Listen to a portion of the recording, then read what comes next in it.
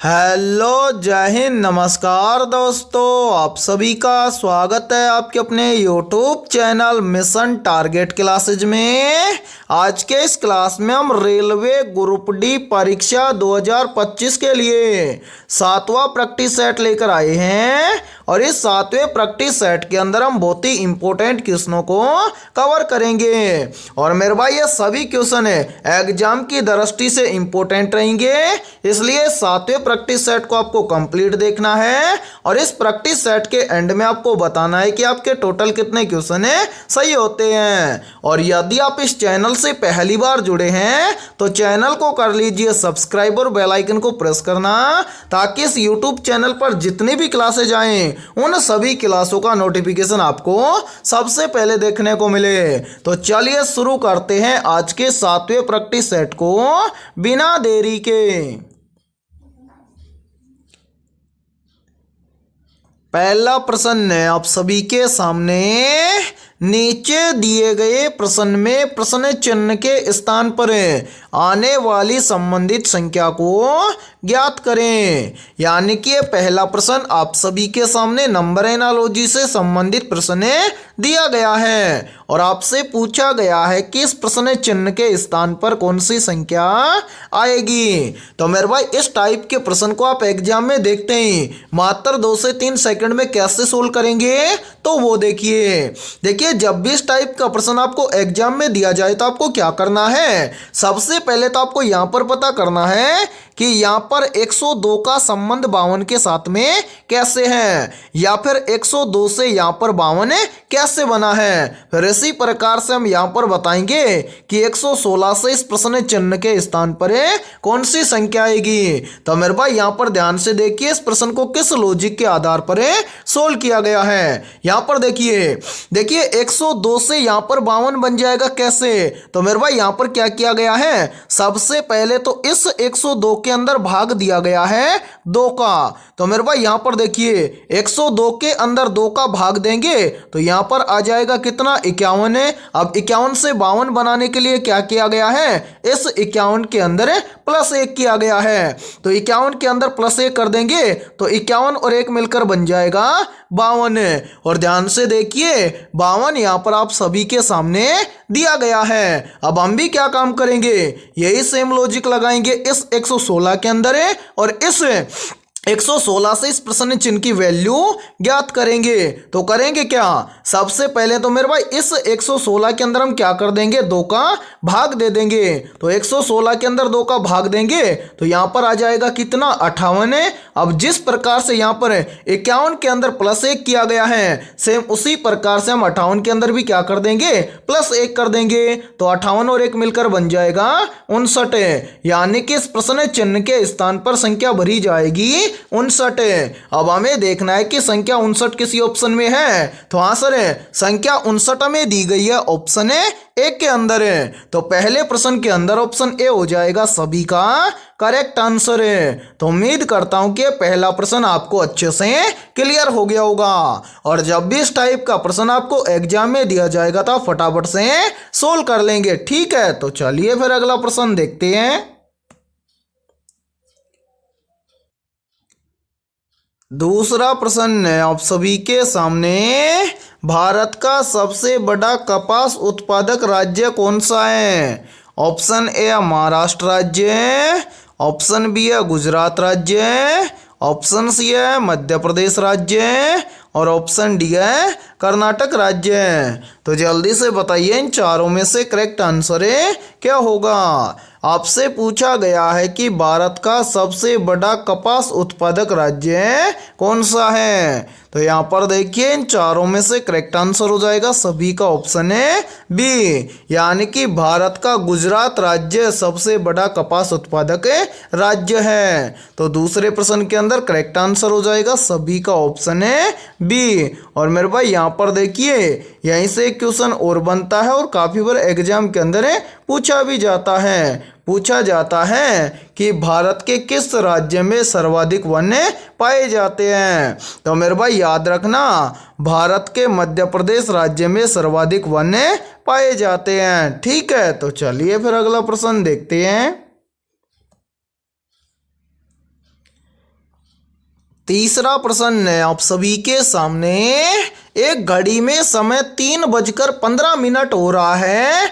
बताइए दर्पण में देखने पर इस समय कितना समय दिखाई देगा, अर्थात इस समय दर्पण प्रतिबिंब क्या बनेगा। यानी कि तीसरा प्रश्न आप सभी के सामने मिरर इमेज से संबंधित प्रश्न दिया गया है। तो मेरे भाई इस टाइप के प्रश्न को आप एग्जाम के अंदर मात्र 2 सेकंड से भी कम समय में सोल्व कैसे कर सकते हैं इस टाइप के प्रश्न को, तो वो देखिए जब भी आपको मिरर इमेज से संबंधित प्रश्न दिया जाए तो आपको क्या करना है, जो समय आपको दिया गया है उस समय को ज्यादा कुछ नहीं करना, 11:60 में से घटा देना है। ठीक है मेरे भाई, आपका आंसर निकल कर आ जाएगा। अब समय हमें यहां पर दिया गया है 3:15, तो इसको आपको क्या करना है, 11:60 में से घटा देना है। यदि हम 11:60 में से 3:15 को घटा देंगे तो यहां पर क्या बचेगा मेरे भाई, देखिए 60 में से 15 चला जाएगा तो यहां पर बच जाएगा 45 है। ठीक है, और 11 में से 3 चला जाएगा तो यहां पर बच जाएगा 8 है। यानी कि यदि किसी घड़ी में समय 3:15 हो रहा है तो मेरे भाई दर्पण प्रतिबिंब में क्या समय होगा,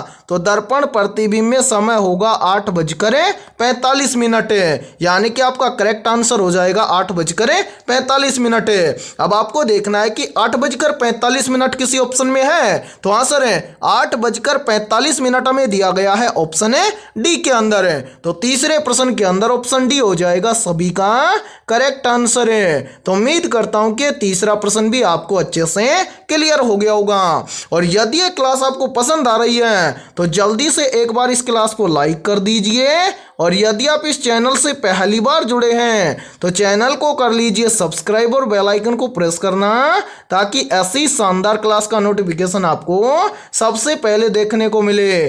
और इसी के साथ में देखिए आप सभी के लिए बहुत ही इंपॉर्टेंट सूचना है, यदि आप पहली बार के अंदर हैं रेलवे ग्रुप डी के अंदर सिलेक्शन लेना चाहते हैं तो हमने आपके रेलवे ग्रुप डी एग्जाम 2025 के लिए ऑल सब्जेक्ट यानी कि GK, GS, mathematics, science, current affairs और रीजनिंग के लगभग 21,000 प्लस मोस्ट इंपोर्टेंट क्वेश्चनों का पीडीएफ सेट तैयार किया है। यदि आप ये 21,000 प्लस क्वेश्चनों का पीडीएफ सेट लेना चाहते हैं तो आप हमारे इस व्हाट्सएप नंबर पर कॉन्टैक्ट करके ले सकते हैं। और मेरे भाई इस पीडीएफ सेट की प्राइस हमने रखी है मात्र और मात्र 51 रुपए, यानी कि ये पीडीएफ सेट आपको मात्र 51 रुपए की फीस के अंदर दिया जाएगा। और मेरे भाई बिना लालच किए हुए आपको इस पीडीएफ सेट को लेना है, क्योंकि ये सभी क्वेश्चन आपके ग्रुप डी एग्जाम के लिए रामबाण साबित होने वाले हैं। और मेरे भाई 51 रुपए का आपको लालच नहीं करना है, यानी कि यदि आप आज लालच कर जाओगे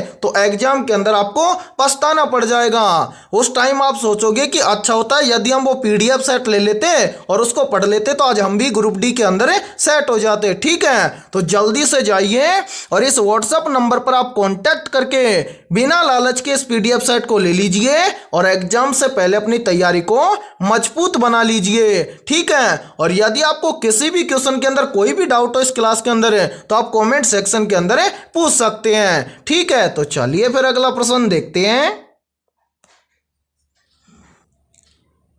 चौथा प्रश्न है आप सभी के सामने। भारत का सबसे बड़ा कोयला उत्पादक राज्य कौन सा है? ऑप्शन ए है झारखंड, ऑप्शन बी है ओडिशा, ऑप्शन सी है छत्तीसगढ़ और ऑप्शन डी है पश्चिम बंगाल है। तो यहाँ पर देखिए इन चारों में से करेक्ट आंसर हो जाएगा सभी का ऑप्शन है ए, यानी कि भारत का सबसे बड़ा कोयला उत्पादक राज्य है झारखंड। तो चौथे प्रश्न के अंदर करेक्ट आंसर हो जाएगा सभी का ऑप्शन है ए। तो चलिए फिर अगला प्रश्न देखते हैं।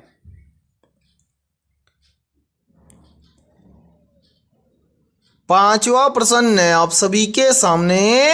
यदि 3/5 बराबर 5 लिखा जाता है, 4/7 बराबर 16 लिखा जाता है, और 8 भाग 7 बराबर 30 लिखा जाता है तो 9 भाग 6 बराबर है क्या लिखा जाएगा। मेरे भाई ये पांचवा प्रश्न आप सभी के सामने बहुत ही इंपॉर्टेंट क्वेश्चन है दिया गया है और इस टाइप के क्वेश्चन है आपके ग्रुप डी एग्जाम के अंदर लगभग 2 से 3 पूछे जाते हैं। तो इस टाइप के प्रश्न को आप एग्जाम में देखते ही फटाफट से कैसे सोल्व करेंगे तो वो देखिए यहाँ पर देखिए मेरे भाई, एक बार इन सभी को यहाँ से हटा देते हैं ताकि आपको समझने में कोई भी प्रॉब्लम ना हो। तो यहाँ पर देखिए सबसे पहले आप यहाँ पर देखिए कि 3 भाग 5 बराबर 5 कैसे लिखा गया है। तो मेरे भाई यहाँ पर ध्यान से देखिए यहाँ पर क्या किया गया है, यहाँ पर है 3 भाग 5 बराबर 5। तो यहाँ पर देखिए यहाँ पर इस भाग के स्थान पर भाग ना करके क्या किया गया है, यहाँ पर सबसे पहले इन दोनों संख्याओं को किया गया है आपस में गुणा। तो मेरे भाई 5 और 3 का आपस में गुणा करेंगे तो यहाँ पर बन जाएगा 5 तिये 15। ठीक है, अब 15 से 5 बनाने के लिए क्या किया गया है, इस 15 की भी दोनों संख्याओं को आपस में गुणा किया गया है। तो यहाँ पर देखिए 15 की दोनों संख्याओं को आपस में गुणा कर देंगे तो यहाँ पर बन जाएगा 5 एकम 5। और मेरे भाई ध्यान से देखिए 5 यहाँ पर आप सभी के सामने दिया गया है। अब इसी प्रकार से हम क्या करेंगे, यहाँ पर देखेंगे कि 4 भाग 7 बराबर 16 इसी प्रकार से लिखा गया है क्या।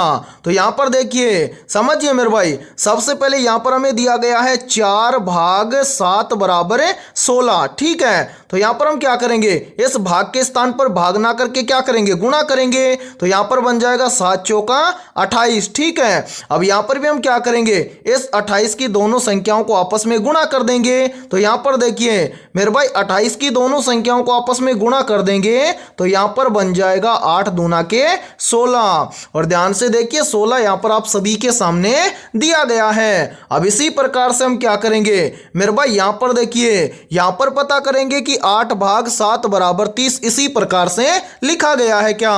तो यहां पर ध्यान से देखिए सबसे पहले तो यहां पर हमारे सामने दिया गया है 8 भाग 7 बराबर 30। ठीक है, तो यहां पर हम क्या करेंगे, सबसे पहले तो यहां पर भाग ना करके क्या करेंगे, दोनों संख्याओं का गुणा कर देंगे। तो यहां पर देखिए यहां पर हो जाएगा 8 7 के 56। ठीक है, फिर हम क्या करेंगे, यहां पर इस 56 की भी दोनों संख्याओं को आपस में गुणा कर देंगे। तो मेरे भाई देखिए 56 की दोनों संख्याओं को आपस में गुणा कर देंगे तो यहां पर बन जाएगा 6 पंजे 30। और मेरे भाई ध्यान से देखिए 30 यहां पर आप सभी के सामने दिया गया है। तो उम्मीद करता हूं कि यहां पर आप आसानी से बता दोगे कि 9 भाग 6 बराबर है क्या बनेगा या कौन सी संख्या आएगी। तो यहां पर देखिए एक बार इन सभी को यहां से हटा देते हैं ताकि आपको समझने में कोई भी प्रॉब्लम ना आए। तो मेरे भाई यहां पर देखिए यहां पर हमसे पूछा गया है कि 9 भाग 6 बराबर है क्या लिखा जाएगा।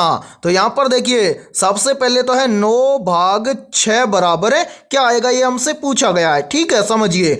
तो मेरे भाई यहां पर हम भाग ना करके क्या करेंगे, इन दोनों संख्याओं को आपस में कर देंगे गुणा। तो यहां पर देखिए 9 का गुणा 6 के साथ में करेंगे तो यहां पर बन जाएगा 9 6 54। अब यहाँ पर 54 की भी दोनों संख्याओं को हम आपस में क्या कर देंगे, गुणा कर देंगे। तो यहाँ पर देखिए 54 की दोनों संख्याओं को आपस में गुणा करेंगे तो यहाँ पर बन जाएगा 5 चौके 20, यानी कि 9 भाग 6 बराबर लिखा जाएगा 20। अब हमें देखना है कि 20 किसी ऑप्शन में है। तो आंसर है 20 हमें दिया गया है ऑप्शन ए के अंदर है। तो 5वें प्रश्न के अंदर ऑप्शन ए हो जाएगा सभी का करेक्ट आंसर है। तो उम्मीद करता हूं कि 5वां प्रश्न भी आपको अच्छे से क्लियर हो गया होगा। और जब भी इस टाइप का प्रश्न आपको एग्जाम में दिया जाएगा तो आप फटाफट से सोल्व कर लेंगे। ठीक है, तो चलिए फिर अगला प्रश्न देखते हैं। छठा प्रश्न है आप सभी के सामने, विक्रमशिला विश्वविद्यालय किस राज्य में स्थित है। ऑप्शन ए बिहार राज्य में, ऑप्शन बी है उत्तर प्रदेश राज्य में, ऑप्शन सी है पश्चिम बंगाल राज्य में और ऑप्शन डी है ओडिशा राज्य में। तो यहाँ पर देखिए इन चारों में से करेक्ट आंसर हो जाएगा सभी का ऑप्शन है ए, यानी कि विक्रमशिला विश्वविद्यालय बिहार राज्य में स्थित है। तो छठे प्रश्न के अंदर करेक्ट आंसर हो जाएगा सभी का ऑप्शन है ए। और मेरे भाई यहाँ पर देखिए, यदि ये क्लास आपको पसंद आ रही है तो जल्दी से एक बार इस क्लास को लाइक कर दीजिए। और यदि आप इस चैनल से पहली बार जुड़े हैं तो चैनल को कर लीजिए सब्सक्राइब और बेल आइकन को प्रेस करना, ताकि ऐसी शानदार क्लास का नोटिफिकेशन आपको सबसे पहले देखने को मिले। और मेरे भाई आज की इस क्लास के अंदर बहुत ही इंपॉर्टेंट क्वेश्चन होने वाले हैं, इसलिए सभी को इस क्लास को क्या करना है, कंप्लीट देखना है। और क्लास के एंड में आपको बताना है कि आपके टोटल कितने क्वेश्चन है सही होते हैं। और आपके जितने भी दोस्त हैं रेलवे ग्रुप डी एग्जाम 2025 की तैयारी कर रहे हैं तो उनके पास भी इस क्लास को ज़्यादा से ज़्यादा शेयर करें। ठीक है, तो चलिए फिर अगला प्रश्न देखते हैं।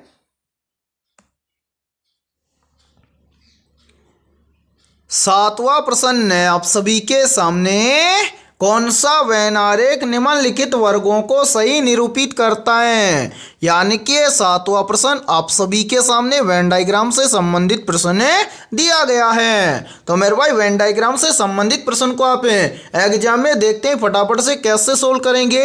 तो वो देखिए आपको जब भी एग्जाम के अंदर वेन डायग्राम से संबंधित प्रश्न दिया जाए तो आपको क्या करना है, सबसे पहले तो उन शब्दों को ध्यान से देखना है जिन शब्दों से आपको वेन डायग्राम तैयार करना है। और करना क्या है, सबसे पहले उन शब्दों के बीच में आपको देखना है रिलेशन। यदि आप रिलेशन नहीं देखो तो आपको क्या करना है, एक एक शब्द से आपको क्या करना है, आरेख तैयार करना है और उनके अंदर साथ के साथ में रिलेशन देखना है। तो सबसे पहले मेरे भाई यहाँ पर देखिए यहाँ पर हमारे सामने 3 शब्द जिनसे हमें क्या करना है, वेन डायग्राम तैयार करना है। तो देखिए पहला शब्द है पुलिस, दूसरा शब्द है चोर और तीसरा शब्द है अपराधी। तो मेरे भाई आप सभी जानते हो कि पुलिस क्या होती है, उसके बाद में आप ये भी जानते हो कि चोर क्या होता है और लास्ट में अपराधी। तो अपराधी क्या होता है ये भी आप जानते हो। तो मेरे भाई देखिए यहाँ पर ध्यान से देखिए हम क्या करेंगे, एक एक शब्द का आरेख तैयार करेंगे। सबसे पहले हम पहला आरेख बनाएंगे किसके लिए, पुलिस के लिए। तो मेरे भाई यहाँ पर देखिए ये हो जाएगा पुलिस का आरेख, ठीक है। उसके बाद में क्या है, चोर है। तो मेरे भाई यहाँ पर देखिए ये हो जाएगा किसका आरेख, चोर का आरेख, ठीक है। फिर लास्ट में क्या है, अपराधी। तो मेरे भाई पुलिस और चोर में से अपराधी कौन होता है, चोर होता है। तो मेरे भाई चोर आ जाएगा किसके अंदर, अपराधी के अंदर है। तो मेरे भाई यहाँ पर ध्यान से देखिए अपराधी के अंदर आ जाएगा कौन, चोर है। यानी कि पुलिस, चोर और अपराधी इन सभी के लिए सही वेन डायग्राम बनेगा इस प्रकार से। अब आपको देखना है कि इस प्रकार का वेन डायग्राम किसी ऑप्शन में है। तो हाँ सर इस प्रकार का वेन डायग्राम हमें दिया गया है ऑप्शन सी के अंदर है। तो 7वें प्रश्न के अंदर ऑप्शन सी हो जाएगा सभी का करेक्ट आंसर है। तो उम्मीद करता हूं कि 7वां प्रश्न आपको अच्छे से क्लियर हो गया होगा। और जब भी इस टाइप का प्रश्न आपको एग्जाम में दिया जाएगा तो फटाफट से सोल्व कर लेंगे, ठीक है। और यदि आपको फिर भी ये प्रश्न नहीं समझ में आया है तो मेरे भाई यहां पर देख लीजिए, देखिए हमसे पूछा गया है वेन डायग्राम से संबंधित प्रश्न है, 3 शब्द हमारे सामने दिए गए हैं, ठीक है। अब यहां पर देखिए सबसे पहले अब पुलिस, तो मेरे भाई ये आरेख हमने बना दिया किसके लिए, पुलिस के लिए, समझिए, ठीक है। उसके बाद में क्या है, चोर। तो मेरे भाई ये आरेख हमने बना दिया किसके लिए, चोर के लिए। अब चोर क्या होता है, तो चोर एक क्या होता है, अपराधी होता है। तो मेरे भाई ये तीसरा आरेख हमने बना दिया किसके लिए, अपराधी के लिए। और अपराधी के अंदर आ जाएगा कौन, चोर। तो आपका 100% सही वेन डायग्राम बनेगा इस प्रकार से, ठीक है। अब जब भी इस टाइप का प्रश्न आपको एग्जाम में दिया जाएगा तो आप आसानी से सोल्व कर लोगे, ठीक है। तो चलिए फिर अगला प्रश्न देखते हैं। 8वां प्रश्न है आप सभी के सामने, भारत में राजघाट किसका स्मारक है। ऑप्शन ए सुभाष चंद्र बोस का, ऑप्शन बी है महात्मा गांधी का, ऑप्शन सी है जवाहरलाल नेहरू का और ऑप्शन डी है लाल बहादुर शास्त्री का। तो यहाँ पर देखिए इन चारों में से करेक्ट आंसर हो जाएगा सभी का ऑप्शन है बी, यानी कि भारत में राजघाट महात्मा गांधी का स्मारक है। तो 8वें प्रश्न के अंदर करेक्ट आंसर हो जाएगा सभी का ऑप्शन है बी। तो चलिए फिर अगला प्रश्न देखते हैं। 9वां प्रश्न है आप सभी के सामने, एक बस 120 किलोमीटर प्रति घंटे की गति से यात्रा कर रही है तो बस द्वारा 5 घंटे में तय की गई दूरी ज्ञात करें। मेरे भाई ये 9वां प्रश्न आप सभी के सामने बहुत ही इंपॉर्टेंट प्रश्न है दिया गया है। तो इस टाइप के प्रश्न को आप एग्जाम में देखते हैं फटाफट से कैसे सोल्व करेंगे, तो वो देखिए जब भी इस टाइप का प्रश्न है आपको एग्जाम में दिया जाए तो आपको क्या करना है, सबसे पहले तो आपको प्रश्न को ध्यान से पढ़ना है कि प्रश्न में आपसे क्या पूछा गया है। तो यहां पर देखिए प्रश्न में बोला गया है कि एक बस 120 किलोमीटर प्रति घंटे की गति से यात्रा कर रही है तो बस द्वारा 5 घंटे में तय की गई दूरी ज्ञात करें। यानी कि हमसे पूछ रहा है कि बस 5 घंटे में कितनी दूरी तय करेगी। ठीक है, सोल्व करेंगे कैसे, तो मेरे भाई इसके लिए आपको एक सूत्र ज्ञात होना चाहिए, कौन सा, दूरी का। ठीक है, यदि वो सूत्र आपको याद है तो आप मात्र 2 से 3 सेकंड में इस टाइप के प्रश्न को सोल्व कर दोगे। कैसे, तो वो देखिए यहां पर देखिए मेरे भाई, दूरी का सूत्र होता है क्या, दूरी का सूत्र होता है दूरी बराबर है चाल गुणा में समय, ये होता है दूरी का सूत्र। ठीक है, अब मेरे भाई इस सूत्र का आप इस्तेमाल करके इस प्रश्न को सोल्व कैसे करेंगे वो देखिए। सबसे पहले हमसे क्या पूछा गया है, दूरी, तो मेरे भाई यहां पर हम लिख देते हैं दूरी। ठीक है, ध्यान से समझिए। उसके बाद में क्या है, यहां पर देखिए दूरी का सूत्र है चाल गुणा में समय। तो सबसे पहले हमें क्या देखना है, चाल है। तो मेरे भाई बस की चाल क्या है, तो बस की चाल है 120 किलोमीटर प्रति घंटा। ठीक है, उसके बाद में समय क्या दिया गया है, समय आपको दिया गया है 5 घंटे। तो यहां पर हम कर देंगे 5। अब इसको हम क्या करेंगे, सोल्व करेंगे। तो मेरे भाई यहां पर ध्यान से देखिए 5 का गुणा 0 के साथ में करेंगे तो यहां पर आ जाएगा 0। उसके बाद में 5 का गुणा 2 के साथ में करेंगे तो 5 दूना हो जाएगा 10, 10 की 0 हासिल 1, फिर 5 का गुणा 1 के साथ में करेंगे तो 5 एकम 5 हासिल 1। ठीक है, तो कितना हो जाएगा 6। यानी कि एक बस 120 किलोमीटर प्रति घंटे की गति से यात्रा कर रही है तो बस द्वारा 5 घंटे में तय की गई दूरी होगी 600 किलोमीटर। ठीक है मेरे भाई, अब हमें देखना है कि 600 किलोमीटर हमें किसी ऑप्शन में दिया गया है, तो हाँ सर 600 किलोमीटर हमें दिया गया है ऑप्शन ए के अंदर है। तो 9वें प्रश्न के अंदर ऑप्शन ए हो जाएगा सभी का करेक्ट आंसर है। तो उम्मीद करता हूं कि 9वां प्रश्न आपको अच्छे से क्लियर हो गया होगा। और जब भी इस टाइप का प्रश्न आपको एग्जाम में दिया जाएगा तो आप फटाफट से सोल्व कर लेंगे। ठीक है, तो चलिए फिर अगला प्रश्न देखते हैं।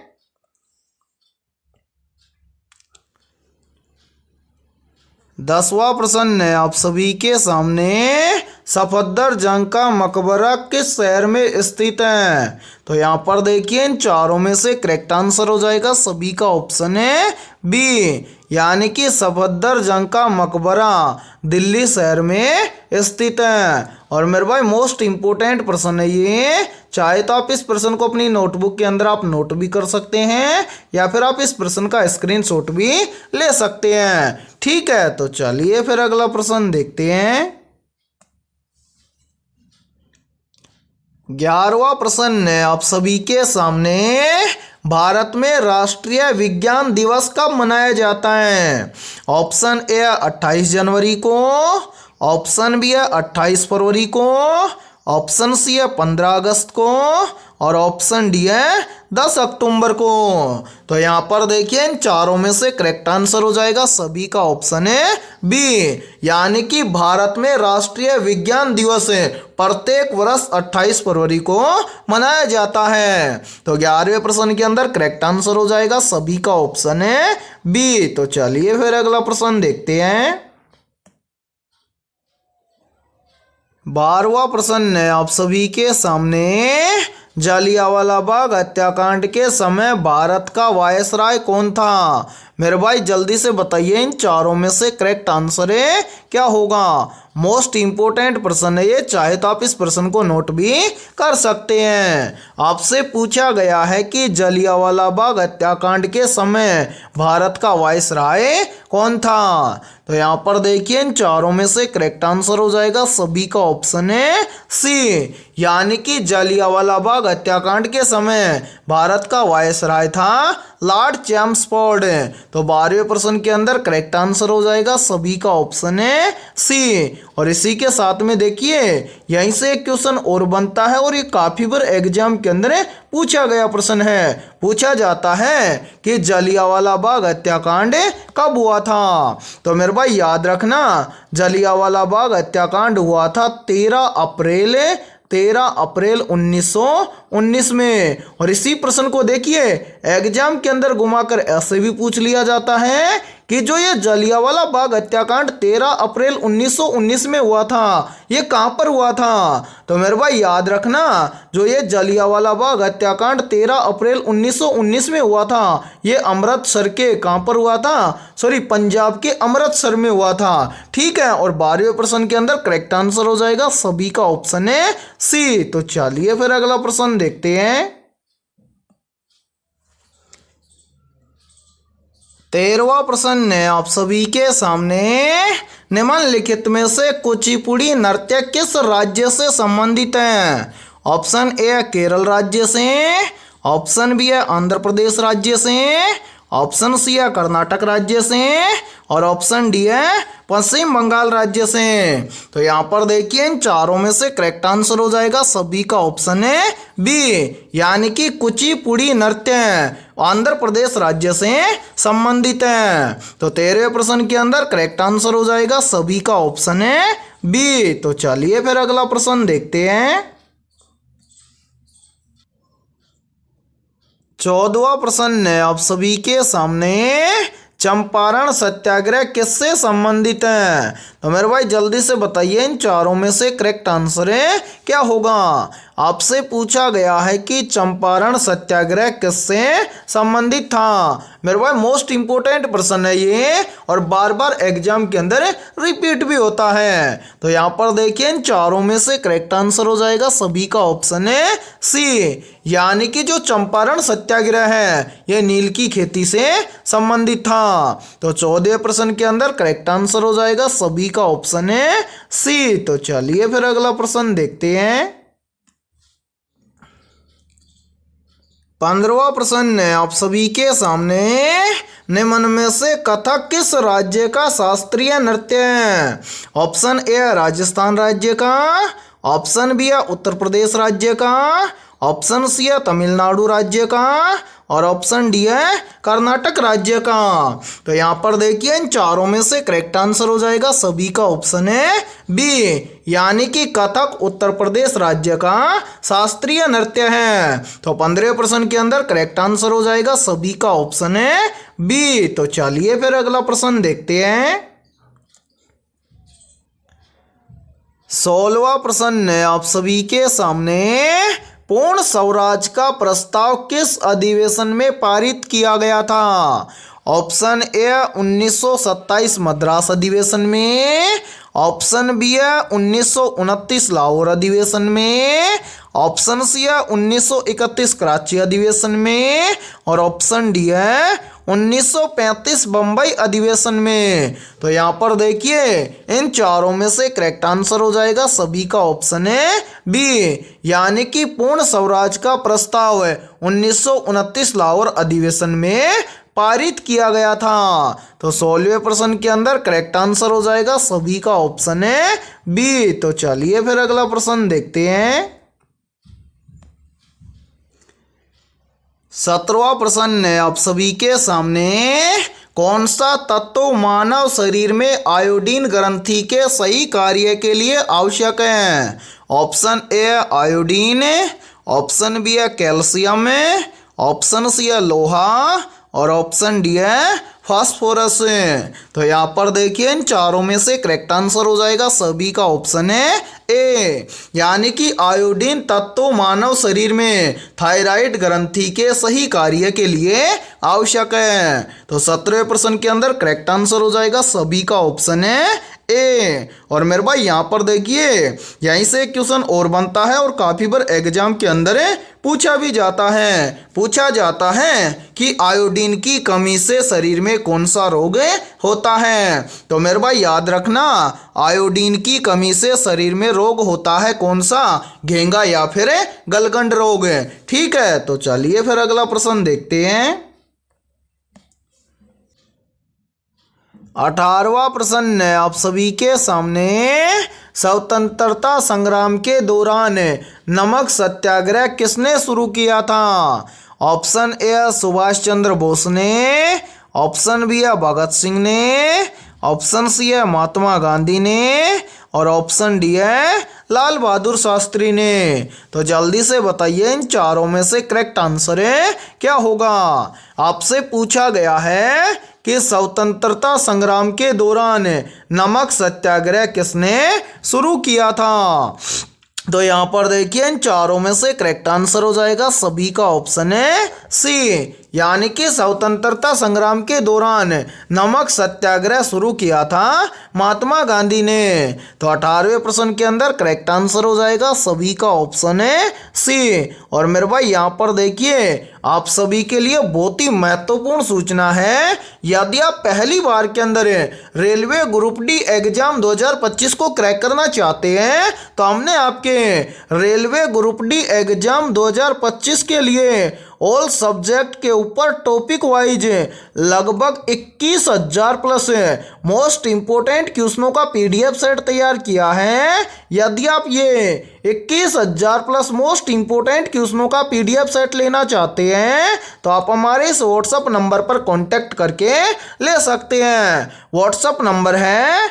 7372826893। ये हमारा व्हाट्सएप नंबर है। इस व्हाट्सएप नंबर पर आप कांटेक्ट करके इस पीडीएफ सेट को ले सकते हैं। और मेरे भाई इस पीडीएफ सेट की प्राइस हमने रखी है मात्र और मात्र 51 रुपये, यानी कि 51 रुपये की फीस के अंदर आपको रेलवे ग्रुप डी के लिए ऑल सब्जेक्ट के ऊपर टॉपिक वाइज लगभग 21,000 प्लस मोस्ट इंपोर्टेंट क्वेश्चनों का पीडीएफ सेट दिया जाएगा। और मेरे भाई ये सभी क्वेश्चन आपके रेलवे ग्रुप डी एग्जाम 2025 के लिए रामबाण साबित होने वाले हैं। और मैं आप सभी को एक गारंटी देता हूं, यदि आप एग्जाम से पहले आप इन 21,000 क्वेश्चनों को अच्छे से तैयार कर लेते हो तो आप पहली बार के अंदर रेलवे ग्रुप डी एग्जाम को क्रैक कर जाओगे। तो जल्दी से जाइए और इस व्हाट्सएप नंबर पर आप कांटेक्ट करके इस पीडीएफ सेट को ले लीजिए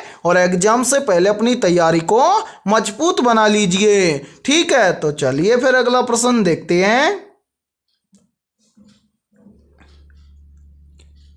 19वां प्रश्न है आप सभी के सामने, निम्नलिखित में से गेटवे ऑफ इंडिया कहाँ स्थित है? ऑप्शन ए है मुंबई में, ऑप्शन बी है दिल्ली में, ऑप्शन सी है कोलकाता में और ऑप्शन डी है चेन्नई में। तो यहाँ पर देखिए इन चारों में से करेक्ट आंसर हो जाएगा सभी का ऑप्शन है ए, यानी कि इन सभी में से गेटवे ऑफ इंडिया स्थित है मुंबई में। तो 19वें प्रश्न के अंदर करेक्ट आंसर हो जाएगा सभी का ऑप्शन है ए। तो चलिए फिर अगला प्रश्न देखते हैं। 20वां प्रश्न है आप सभी के सामने, निम्नलिखित में से कौन सा स्थल बुद्ध के प्रथम उपदेश से संबंधित है? या फिर देखिए इसी प्रश्न को एग्जाम के अंदर घुमाकर ऐसे भी पूछ लिया जाता है कि बुद्ध ने अपना प्रथम उपदेश कहाँ पर दिया था। तो यहाँ पर देखिए इन चारों में से करेक्ट आंसर हो जाएगा सभी का ऑप्शन है ए, यानी कि बुद्ध ने अपना प्रथम उपदेश दिया था सारनाथ में। तो 20वें प्रश्न के अंदर करेक्ट आंसर हो जाएगा सभी का ऑप्शन है ए। तो मेरे भाई आज की इस क्लास के अंदर इतना ही। यदि ये क्लास आपको पसंद आई है तो जल्दी से एक बार इस क्लास को लाइक कर दीजिए और यदि आप इस चैनल से पहली बार जुड़े हैं तो चैनल को कर लीजिए सब्सक्राइब और बेल आइकन को प्रेस करना ताकि ऐसी शानदार क्लास का नोटिफिकेशन आपको सबसे पहले देखने को मिले। और आपके जितने भी दोस्त हैं रेलवे ग्रुप डी एग्जाम 2025 की तैयारी कर रहे हैं तो उनके पास भी इस क्लास को ज़्यादा से ज़्यादा शेयर करें। ठीक है, और आज की इस क्लास के अंदर हमने 20 बहुत ही इंपॉर्टेंट क्वेश्चन करवाए हैं। तो इन 20 में से आपके कितने क्वेश्चन सही हुए हैं सभी को कमेंट सेक्शन के अंदर कमेंट करके बताना है। और जिन भी अभ्यर्थियों के इन 20 में से लगभग 16 प्लस क्वेश्चन सही हुए हैं तो समझना उनकी तैयारी बेहतर है। तो फिर मिलते हैं ऐसे ही बेहतरीन क्वेश्चनों के साथ सुबह 7 बजे। ठीक है।